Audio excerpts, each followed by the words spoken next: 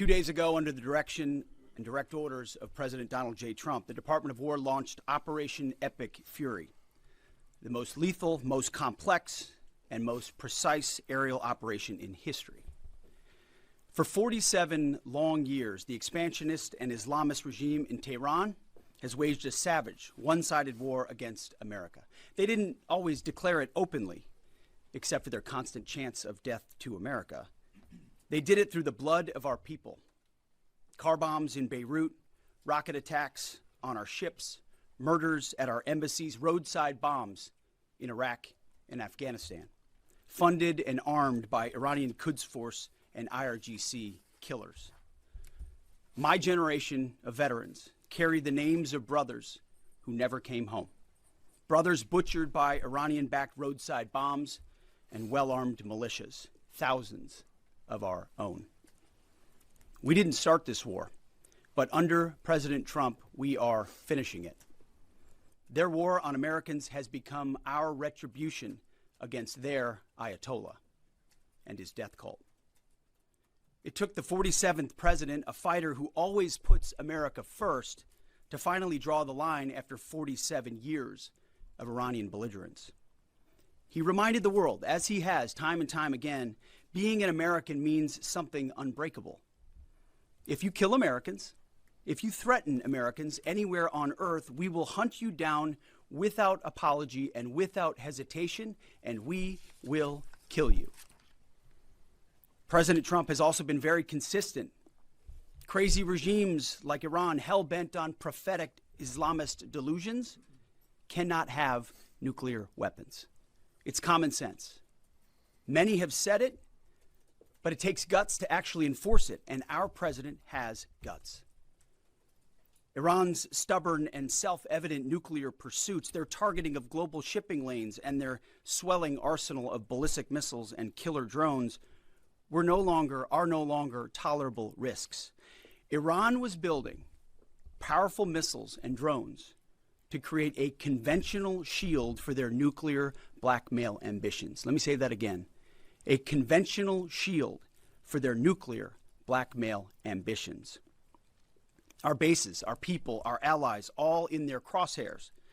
Iran had a conventional gun to our head as they tried to lie their way to a nuclear bomb. It almost worked under Obama and his terrible deal, but not under this president.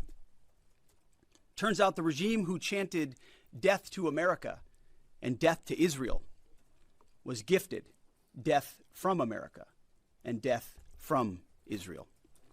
This is not a so-called regime change war, but the regime sure did change, and the world is better off for it.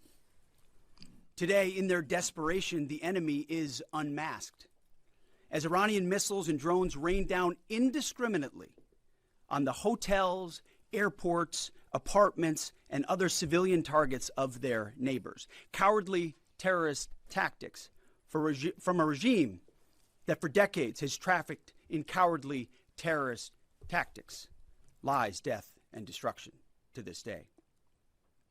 The Iranian leadership has built nothing except proxies and missiles and drones and deeply buried nuclear factories and facilities. Peaceful nuclear ambitions do not need to be buried underneath mountains.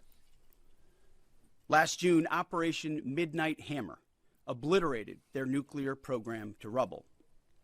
Afterward, we told them plainly, that's it, now make a deal. They arrogantly refused. We said, rebuild it, and we'll stop you again, this time far worse. Well, President Trump, Secretary Rubio, Steve Witkoff, Jared Kushner, they bent over backwards for real diplomacy, offering pathway after pathway to peace. I watched it. I was there. They tried over and over and over again earnest attempts at peace. The former regime had every chance to make a peaceful and sensible deal. But Tehran was not negotiating.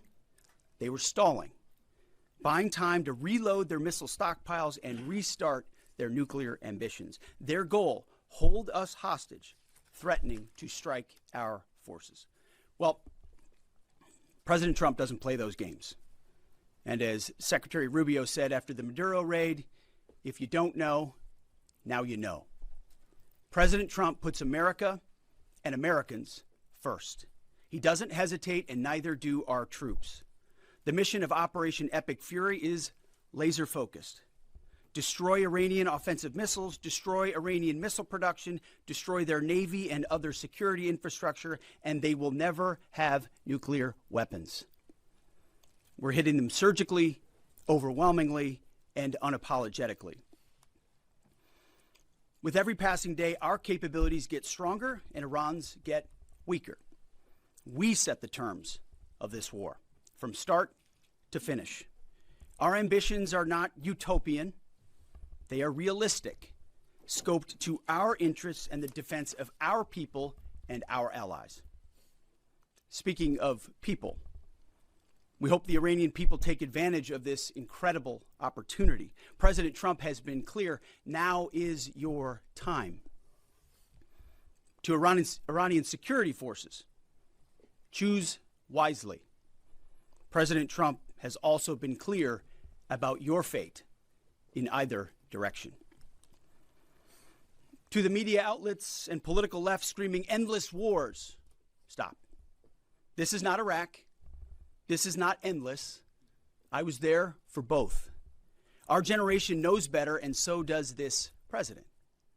He called the last 20 years of nation-building wars dumb, and he's right. This is the opposite. This operation is a clear, devastating, decisive mission. Destroy the missile threat, destroy the Navy, no nukes. Israel has clear missions as well, for which we are grateful. Capable partners, as we've said since the beginning, capable partners are good partners. Unlike so many of our traditional allies who wring their hands and clutch their pearls, hemming and hawing about the use of force.